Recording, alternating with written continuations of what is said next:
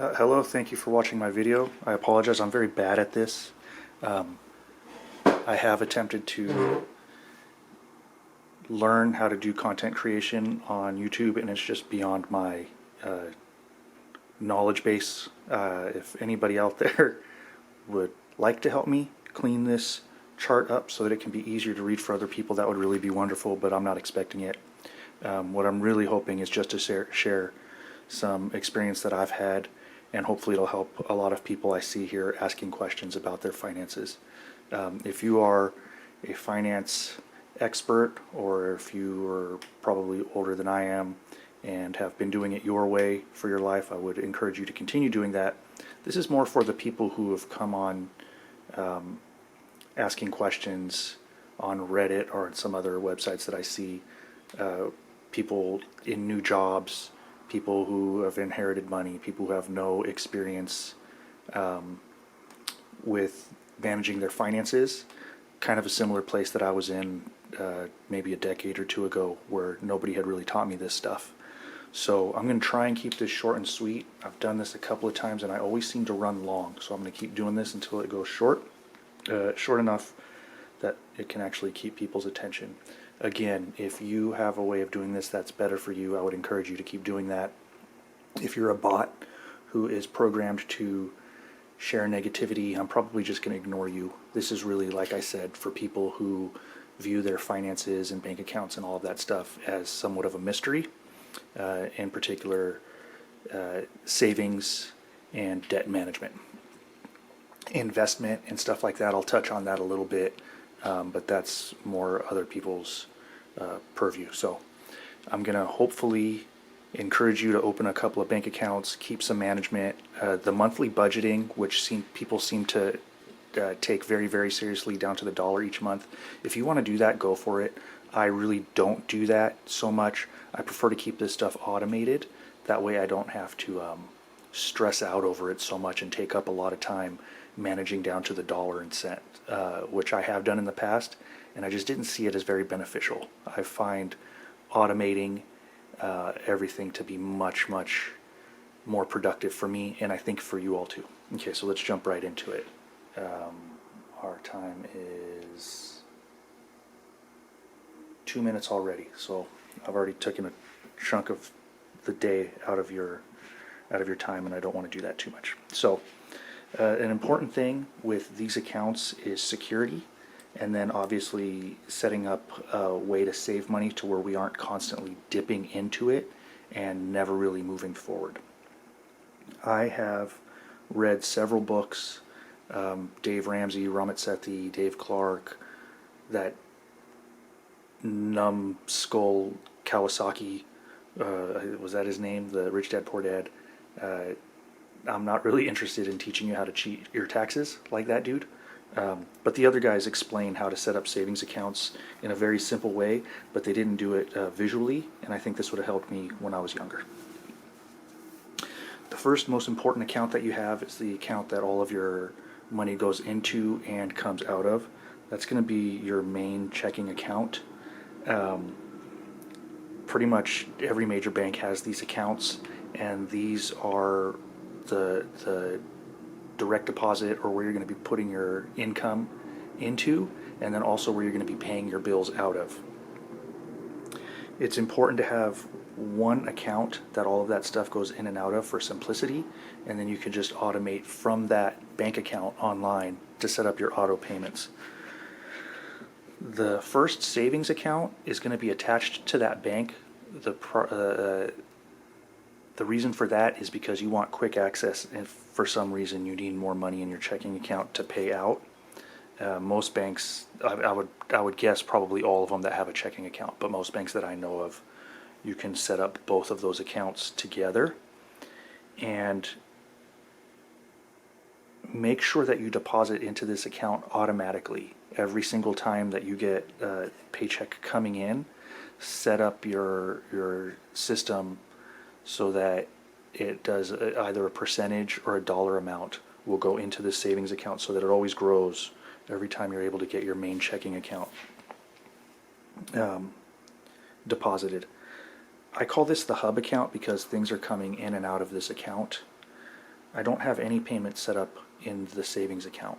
That's for security, and then a couple ways of security. One, so that I'm able to ensure my savings account is actually building without always having to dip in and take money out to pay bills or whatever. If you keep both of these accounts the same, you're going to end up just, let's pretend that this isn't there, and you're just trying to build your first account.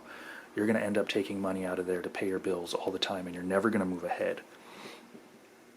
This sort of ensures that it's just one extra step out of reach for you. That extra sliver of inconvenience will go a long way over the long haul. The other reason is if someone's going to garnish your accounts. In my case, I have an ex. Yes, I'm talking to you if you ever watch this, who wasn't paying many of her bills, and they would go into my accounts and garnish my paychecks and deplete my checking account for things that I had no idea even existed. So I learned to set up a separate account, because if these companies or collection agencies or whoever come in and try to take money out of your account, they'll deplete one, but they won't be able to get to the other. That's very important when you're just starting out. Security for yourself and from outside forces, shall we call it. I call this the cushion account or the short-term savings account.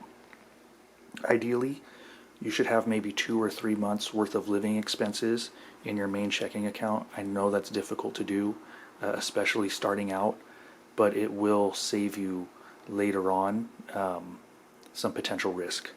In this account, we've all just lived through COVID. We know that the job market is not secure right now. It's very possible you're going to have to live on your savings. The SNAP benefits, welfare, all of these other potential safety nets, they aren't going to cover your expenses. So set this account, this second account, your savings account number 1, or your cushion or short-term savings account, up so that it's very, very difficult to build it, but the longer you could live off of this account if you had to, the better. So maybe set this a goal in mind of having 12 months worth of savings, living expenses in this account. So you have 2 or 3 months worth of living expenses in this account. It'll allow you to pay all of your bills without having to worry about overdrafting, and set this account up to give us maybe a year or so worth of living if possible. I think that's probably on the generous end. If you can get 3 to 6 months worth of savings, you'll feel pretty safe. That might be enough time for you to figure things out, get where you need to go, sort out what you need to sort out with your living situation, or moving into a new place or whatever. That's going to come out of this account, so it's important that this is set up and designed for that. And if you ever do get to that situation, don't feel guilty for taking money out of here to do that, because that's what you're setting it up for. It's not our only savings account. So we have 2 to 3 months worth of living in our main account, keeps us safe from overdrafts and keeps us paying all of our bills. And then we have anywhere from 3 to 12 months in our first level savings account. Once you get to that goal, keep putting money in here, because everything that you are saving up above your required living expense, let's say it's 3 months, or just for the sake of discussion, for 12 months, everything above that is your spending cash. If you have 12 months in here, I don't know if you can actually see, I tried to write in a little dotted line here. Everything above that line is discretionary savings. That's your money to enjoy for you. You are giving everybody else enough money already. Everything above a certain point in this savings account is your reward. Okay? The second savings account, and remember, all of these accounts are being automatically deposited into through your bank. The first ones will be together in one bank, but your next account should be completely separate from these 2 accounts for, again, security. Nobody's going to come in here and garnish this account. This is going to be I have mine set up to be an online savings, higher yield, but you can set yours up however you feel safe. If you want to put it into a credit union or you just happen to like one of the other major banks because you have family members that work there, who knows. Make sure that this savings account, which is what I call the long-term savings, is not at all attached to these first two accounts.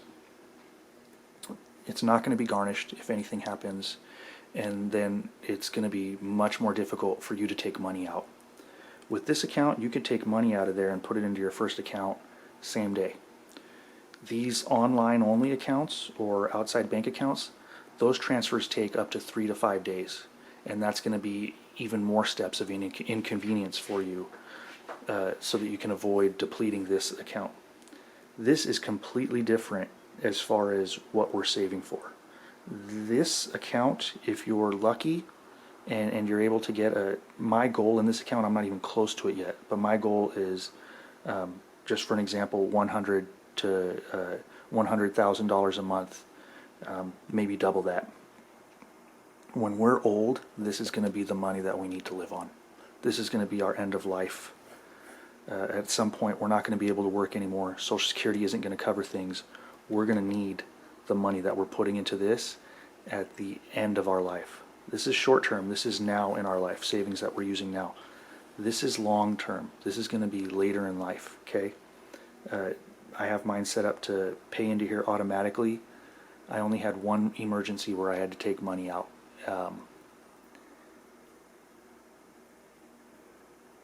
With this account filled up as far as I need it, hopefully I won't ever have to withdraw money out of this account again, and hopefully you won't either. This is much more like, I have my goal, like I said, of a few years worth of living expenses. If you inherit a lot of money, fill this thing up quickly and let it sit. Just whatever interest you're receiving out of this account, let it feed into itself and build up. This is long-term safety, end of life sort of savings. This one is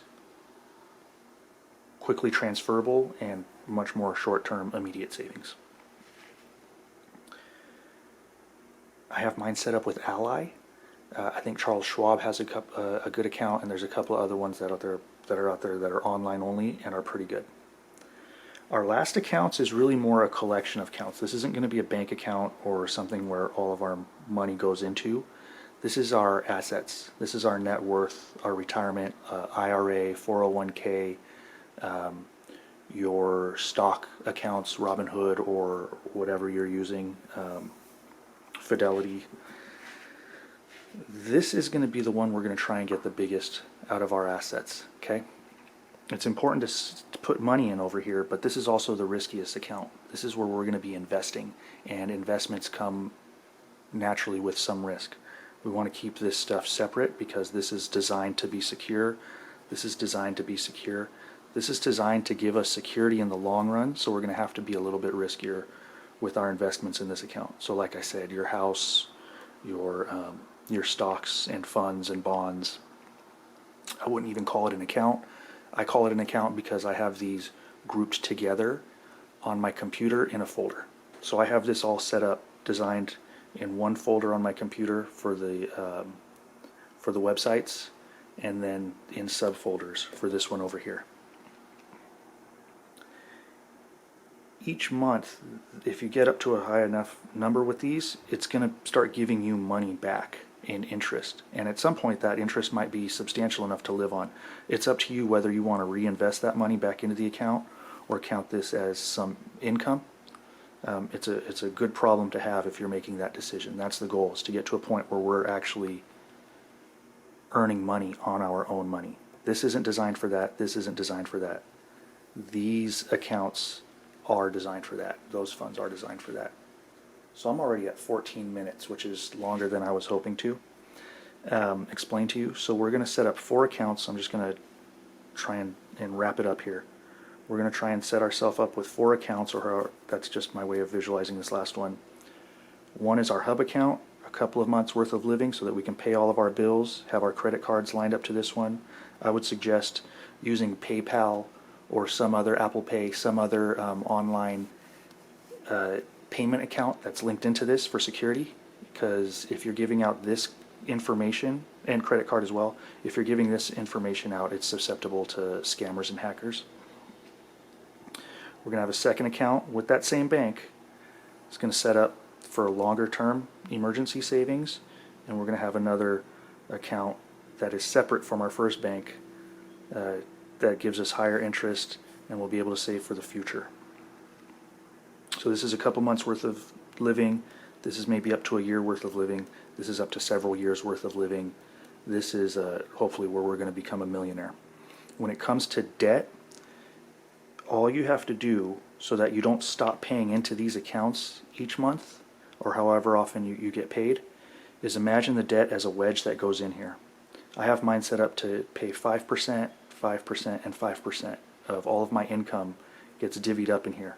When I have a debt, I imagine that that wedge is going in between these two, and now I'm only paying 2% into this account, 2% into this account, and 6% goes to paying my debt.